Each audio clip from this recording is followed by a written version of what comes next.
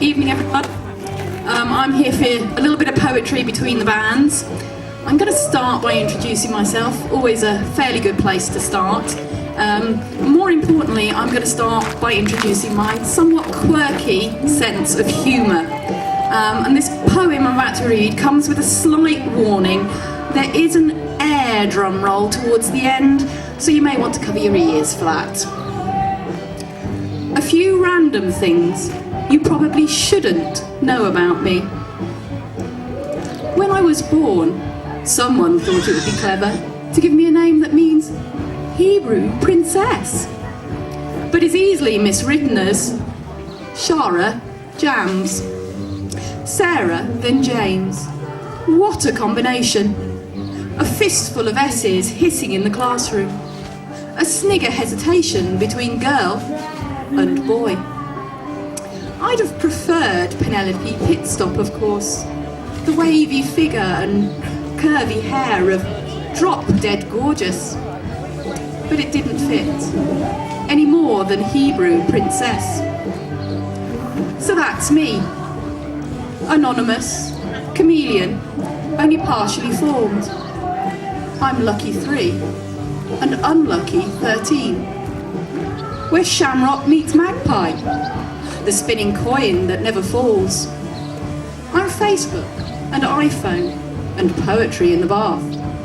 I'm the smell of bread rising, fresh from the oven. A mouldy cheese in the fridge. I do a nice line in burnt pasta. Have a natural flair for unusual tastes. An affinity for bizarre and offbeat. But I hate the feel of other people's feet. I make no claim to tidiness. Admit stray socks tucked under the bed. But I absolutely deny all knowledge of the big pink fluffy crocodile hiding its bite in the bathroom cupboard behind the mirror's cracking smile as it listens out for the sound of laughter or any snigger from behind the hands that comes after. See, I did warn you. Shara Jams.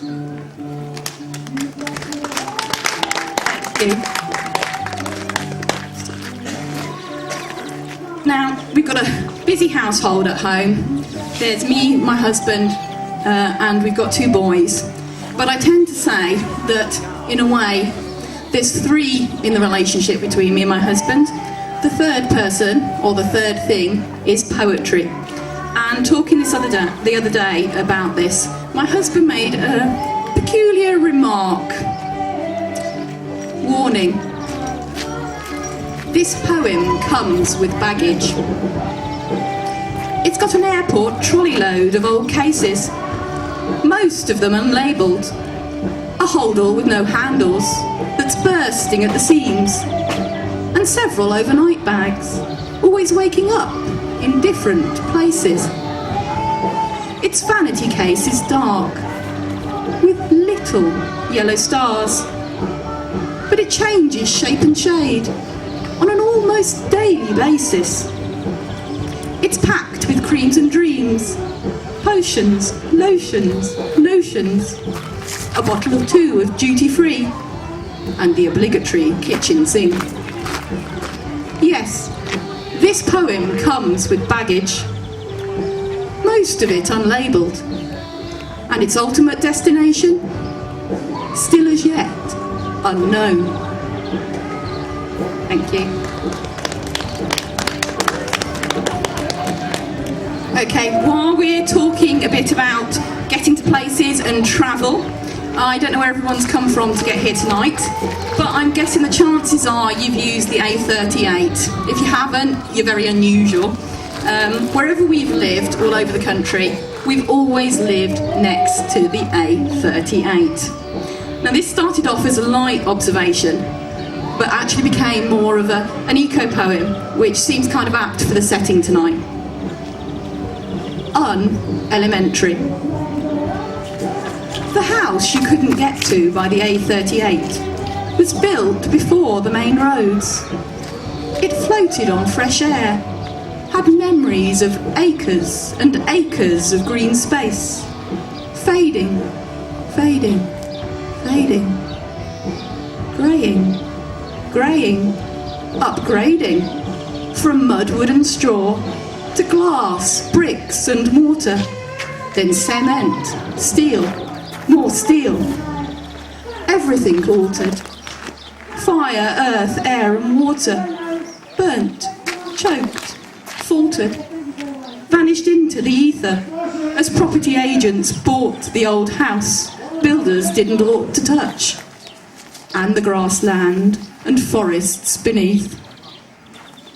Now bulldozers growl up the trees, rev over the winds howling, as they stretch out tarmac to extend the A38 into the country's first superflyway, with brown tourist signs for the last snowy owl and a brass plaque of no real estated worth to mark this house at the end of the earth. Thank you.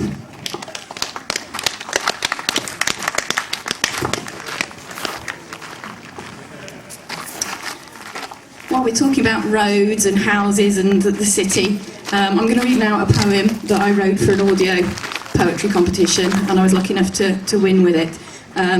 Higher than a kite. Ribbon birds sing from the lamppost. Wingless dreams flutter, trapped below her high-rise window. No stopping here, advise tired yellow lines, and the curtest of curt signs. Too late, shrill car alarm sirens, startling the leaves from the trees. Tweet.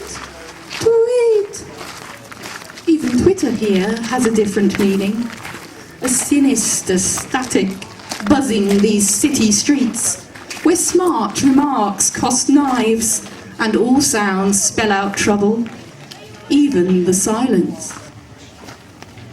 Especially the silence, every sense juggling fear. TRO, UBL, even the silence that tags the grey walls as lives sink through cracks in the pavement.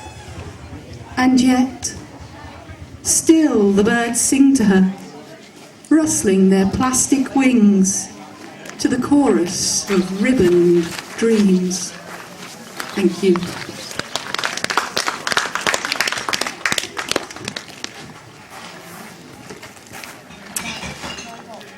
Slightly dark comic offering next. I don't know if anyone's ever thought what would be the last thing they'd do if they knew they were about to die. Cheerful topic to think about. Probably says a lot about me that I do think about that. And I'm sure different personalities might have a different goal to fulfil, a different way of marking that moment. So, the last thing to do before you die. 10 possible options. Flash across a football pitch, being filmed for national telly. Have sex on the beach with a stranger. Paint your fingernails orange. Plait tinsel into your hair. Tattoo a Christmas tree on your bum. Create a giant statue of 2 glass fingers stuck in the air. Borrow your ex's Ferrari. Hit 160 down the M1. Take tea with the clouds on Everest. Break your own best 4-minute mile. Kiss your kids goodbye. Try to forget you'll never remember it. Smile.